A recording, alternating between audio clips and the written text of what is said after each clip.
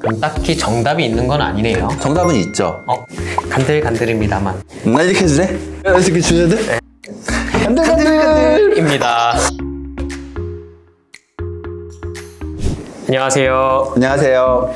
여러 간들에 대해 간드러지게 알려드리는 간들간들! 이번 시간에는 이식혈관외과 안상현 교수님을 모시고 신부 정맥 혈전증에 대해서 설명을 듣도록 하겠습니다. 서울대학교 병원에서 이식혈관외과를 하고 있는 안상현입니다. 선생님께서는 근데 간이식을 하시진 않잖아요? 병원마다 조금씩 시스템이 다른데 서울대학교 병원은 간이식은 간팀에서 하고 신장이식 그리고 췌장이식은 이식혈관외과에서 하고 그밖 혈관 수술도 혈관외과에서 하고 있습니다.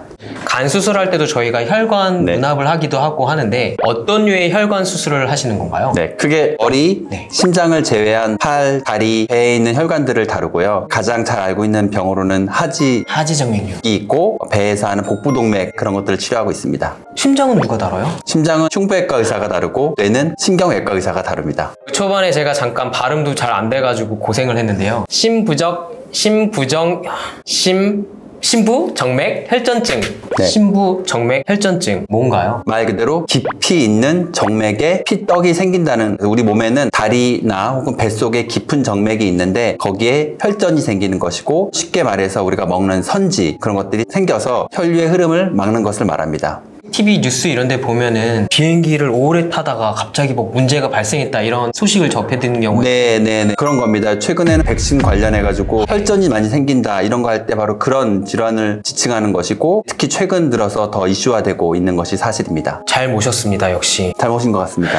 신부 정맥 혈전증 어떤 증상으로 발견이 되나요? 일반적으로 환자들이 갑자기 한쪽 다리가 심하게 붓는다는 증상이 가장 흔하고요. 심장이 있는 혈관을 타고 떨어져 가면은 폐를 가서 폐혈관을 막을 때 환자들이 숨쉬기 어렵다고 표현합니다. 우리 몸에 있는 것들은 돌아가는 것이 제1 종착지가 심장이고 심장에서 다시 깨끗한 산소를 받아들이기 위해서 폐로 그 다음에 보냅니다. 근데 폐가 촘촘한 망으로 되어 있기 때문에 다시 뇌로는 가지 못하고 마지막 정착지인 폐에서 이제 막히게 되는 것입니다. 그래서 폐 쪽의 문제를 제일 잘 일으키는군요. 이게 왜 위험한 건가요? 폐를 막으면 깨끗한 산소를 피에 공급을 못하기 때문에 환자가 숨을 못 쉬는 증상이 생기게 됩니다. 그래서 죽죠.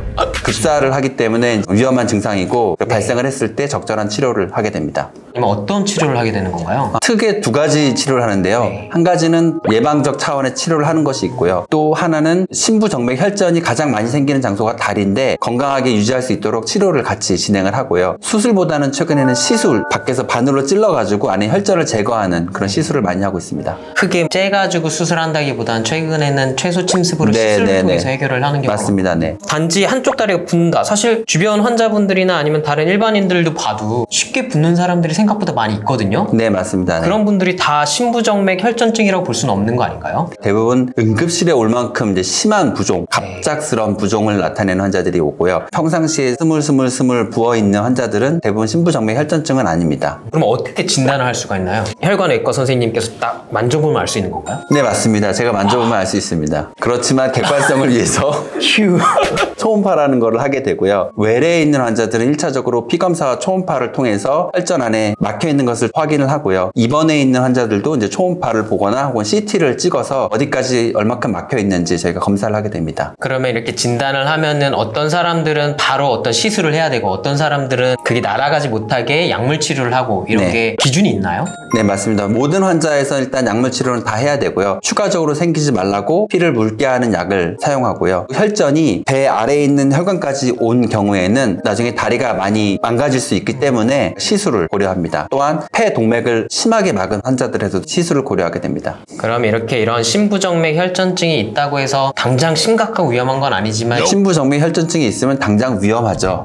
그래서 꼭 치료를 받으셔야 되고요. 치료를 받으면 대부분의 환자들은 좋은 경과를 보이기 때문에 걱정하진 않아도 되지만 약 먹는 거라든가 이런 규칙들을 잘 따라야 합니다. 피를 물키는 약이라고 표현해 주셨는데 아스피린 그런 약을 쓰는 건가요? 아스피린이라는 약도 있고 대표적인 약이 와파린인 약이 있습니다. 아스피린은 조금 더 약한 거라고 보시면 되고 헤파린이나 와파린은 좀 더 강한 거라고 생각하시면 됩니다. 저희가 정맥이 막혔을 때에는 헤파린이라던가 와파린, 최근에는 신약들이 나와서 도악이라고 하는 약들을 사용하게 됩니다. 일상생활을 하는 사람에서는 사실 그렇게 심각하게 생각하지 않는데 특히 간들간들처럼 간 수술하는 사람들에서 왜 그렇게 신경을 쓰는 걸까요? 네, 이게 생기는 위험성이 대표적인 것 중에 하나가 수술이고 배를 열어서 장기간 수술을 하게 되면 다리 쪽에 있는 혈관이 빨리 심장으로 돌아오지 네네. 못하고 조금씩 정체되는 현상들이 발생하는데 그럴 때 이제 혈전이 쉽게 생기게 됩니다. 간들간들은 아무래도 간 이식도 네네. 그렇고 간 절제도 그렇고 복부 수술 중에 상당히 시간이 걸린다라고 알려져 있는데요. 네네. 이런 사람들에선 다 예방 차원의 어떤 치료를 해야 되는 건가요? 간 수술 자체만 놓고 보면은 예방적인 치료를 하는 게 맞는데요. 간이 안 좋으신 분들은 피가 묽고 지혈이 안 되고 워낙에 큰 수술을 하다 보니까 출혈 위험성이 있어서 선택적으로 치료를 하게 됩니다. 약물 치료 말고 그러면은 조금 더 편하게 예방할 수 있는 방법은 없나요? 수술 전에 이제 압박 스타킹을 착용을 하거나 맞아요. 혹은 수술 이후에 다리 아래서부터 공기, 펌프 같은 걸 이용해서 하거나 또 수술 중에 네. 하기도 합니다. 저희 간들간들 같은 경우에도 항상 입원하시는 분들에게 압박 스타킹 같은 걸 네네. 착용하게끔 교육을 하고 있는데요. 네네. 사실 압박 스타킹도 종류가 상당히 많아요. 어떤 류의 압박 스타킹을 신어야지 도움이 되는 건가요? 예방용 압박 스타킹이 있고 치료용 압박 스타킹이 있습니다. 우리가 수술 전에 신는 거는 예방용 압박 스타킹이고 압력이 약하고 치료용으로 신는 건 압력이 셉니다. 압박 스타킹이 사실 신기가 상당히 어려워요, 선생님. 네. 잘못 신으면 썩는 거 아니냐고 표현하시는 아, 분들도 그런 분 있는데 있죠. 너무 센 걸 또 하면 안 되는 건가요? 특히 동맥의 혈류 장애가 있는 분들은 피가 잘 못 가가지고 더 문제를 일으킬 수 있습니다. 그래서 저희가 촉지를 하거나 해가지고 동맥 혈이 잘 온다는 것을 확인한 이후에 신는 것을 추천합니다. 그러면 이런 압박 스타킹은 수술한 다음에 언제까지 신어야지 도움이 되고 언제는 네네. 끊어도 되는 건가요? 일반적인 수술을 할 경우에는 보통 한 2, 3일 정도면 걷잖아요. 네. 환자들이 걸을 수 있을 만큼 이걸 벗어도 된다라고 되어 있지만 고위험군의 수술을 하는 사람들은 최소 일주일 정도 안전하게 신는 것을 권장드리고요. 간 수술이라든가 아니면 신장 이식 같은 경우에는 그 이후에도 발생을 할 수 있기 때문에 조금 더 장기간 신는 것을 더 추천하는 의사들도 있습니다. 수술하고 나서 압박 스타킹도 잘 신고 했는데 어떠한 증상이 나타날 때 의료진에게 바로 알려주거나 하면 좋을까요? 보통 증상들이 종아리 부분이 아프다, 붓는다, 호소하시는 분들이 제일 많고요. 그런 분들에서는 저희가 선택적으로 초음파 같은 검사를 할지 말지 결정하고 약을 쓸지 말지를 결정하게 됩니다. 심부정맥 혈전증 별거 아니라고 생각했는데 상당히 위험한 질병일 수가 있고 네네. 잘 치료를 하고 예방을 해야 되는 질병인 거네요. 네, 이게 굉장히 심각한 병인데 많은 환자들이 치료 기술이 좋아져서 자기도 모르게 생겼지만 별 문제 없이 없어지는 걸로 지금은 알려져 있는데요. 일부 환자들, 치료를 잘 안 받은 환자들의 심각한 문제를 초래할 수 있기 때문에 꼭 저 같은 전문가하고 상담을 하셔야죠. 같은 외과이기도 하고 이식혈관외과랑 친밀한 관계를 유지하고 있으니까 언제든 필요할 경우에 선생님께 협조 요청을 하도록 하겠습니다. 아, 네, 감사합니다. 선생님, 마지막으로 환자 그리고 보호자분들에게 이런 건 좀 알아주셨으면 좋겠다 하는 내용이 있다면 좀 부탁드립니다. 의료진으로부터 예기치 못하게 어떤 병을 들었을 때 많이 낙담하셨을 것입니다. 저희는 그런 분들이 다시 건강한 삶을 살아갈 수 있도록 최선을 다한다는 것을 꼭 알아주시고 언제나 저희를 믿어주십시오. 감사합니다. 좋아요, 구독 꾹꾹 눌러주세요.